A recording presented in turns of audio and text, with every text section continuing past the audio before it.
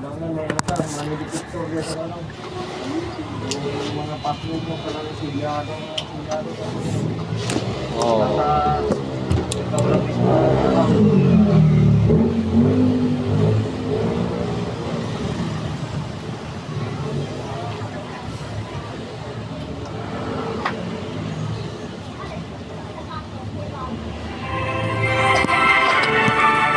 Maling aral yung kaya ka lang mag-aayuno pag Huwebes Santo at Biyernes Santo. Bawal kumain ng karne. Eh kumakain din. Karne lang ang bawal kainin.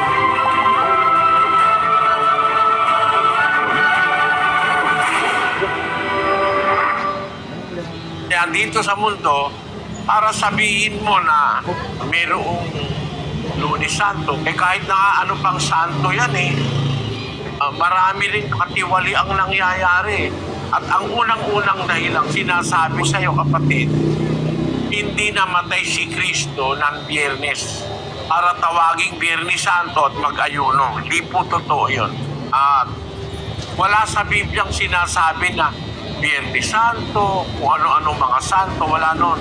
Ang mga araw ay masasama, ang sabi ng Biblia.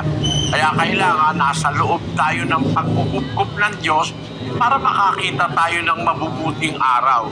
Kasi ang isang araw sa looban ng Panginoon ay mabuti kaysa 1,000. Wala sa Bibliang Biyernes Santo o Huwebes Santo. Wala nun. Ang sabi ni Pablo sa mga unang Kristiyano sa Roma, basahin natin ang sinasabi ng 14:5. May nagmamahal sa isang araw ng higit kaysa iba. May ibang nagmamahal sa bawat araw. Bawat isa ay magtibay sa kanyang sariling pag-iisip. Sabi ng Apostol Pablo sa mga kapatid nung una sa Roma, may nagmamahal sa isang araw ng higit sa iba. Kagaya halimbawa nung nagse-celebrate ng birthday, mahal niya yung araw ng kanyang kapanganakan. May nagmamahal sa isang araw higit kaysa iba. Meron namang ibang nagmamahal sa bawat araw. Literal mo, spiritual mo, totoo naman yun Miski sa pagmamahal, merong nagmamahal sa bawat araw. Meron naman nagmamahal sa isang araw ng higit kaysa iba. No? Merong special day sa kanya. Pero alam mo, yung mga lingkod ng Diyos, para sa kanila, importante ang lahat ng araw. Pasamantalahin nila ang bawat araw sa paggawa ng kabutihan. Kasi ang sabi sa 6:10 ng Galacia, Kaya nga, samantalang tayo'y may pagkakataon, ay magsigawa tayo ng mabuti sa lahat at lalong-lalo na sa mga kasangbahay sa pananampalataya. mamimili ka ba ng araw? Ang sabi, samantalang tayo may pagkakataon, pagka may pagkakataon, kahit anong araw pa yan, gagawa ka ng mabuti, sabi ng Biblia.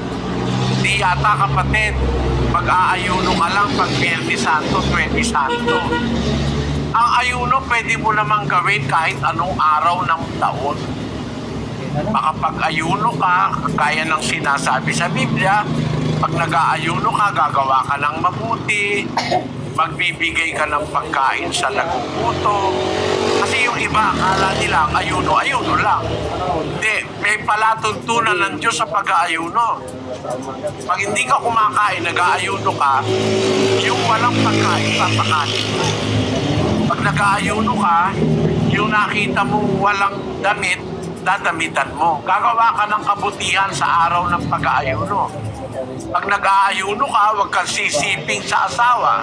Nag-aayuno ka kasi nasa Biblia yun Basahin na nga natin yung 7:5 ng unang Korinto, kapatid na Daniel.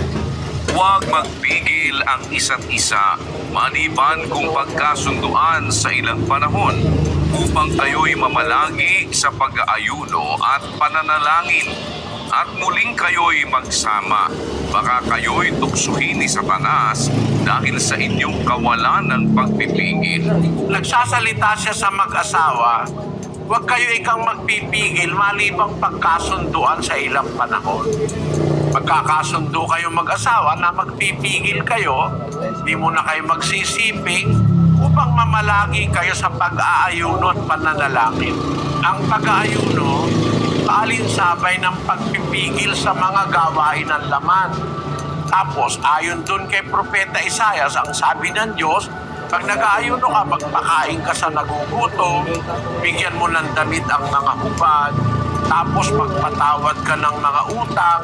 Yun ang palatuntunan ng pag-aayuno. Pero pag-aayuno ka lang pagka Huwebes Santo sa Biyernes Santo. Wala sa Biblia yun, kapatid. Pwede kang mag-ayuno kahit anong panahon. Pag kailangan mong mag-ayuno at humihiling ka sa Diyos ng mga bagay na kailangan ng iyong kapwa, ng sarili mo, ng mahal mo sa buhay.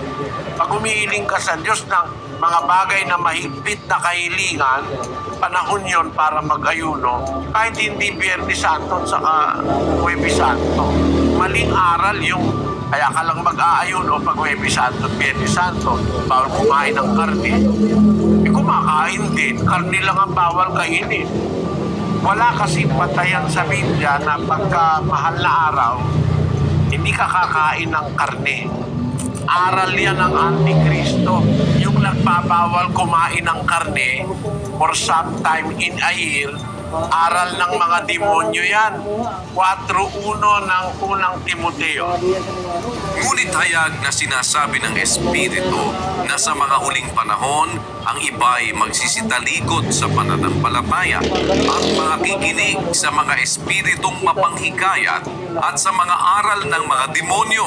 Makikinig ang wika sila ng mga espiritong mapanghikayat sa mga aral ng mga demonyo.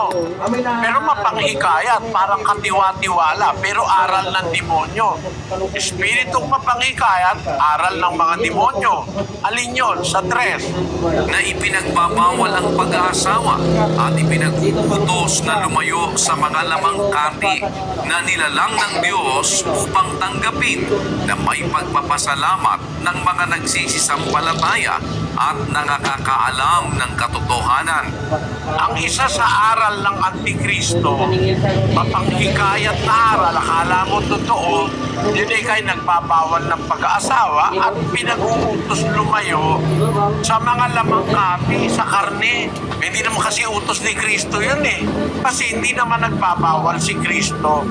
Yung pagbabawal ng mag-asawa at yung pag-uutos na lumayo sa mga lamangkati, yan ay aral ng mga demonyo ayon sa Biblia. O, di ba?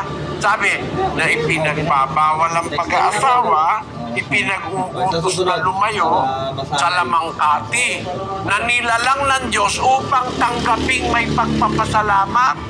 Basta tinatanggap mo yan na may prayers of thanksgiving, di naman masamang kumain ng karne kahit anong araw.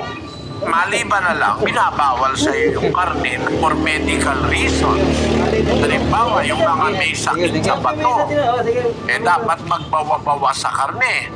Pero pag wala ka naman sakit sa bato, wala ka namang gout, hindi naman masamang kumain ng karne para pagbawalan ka. Aral po ng Antikristo yan.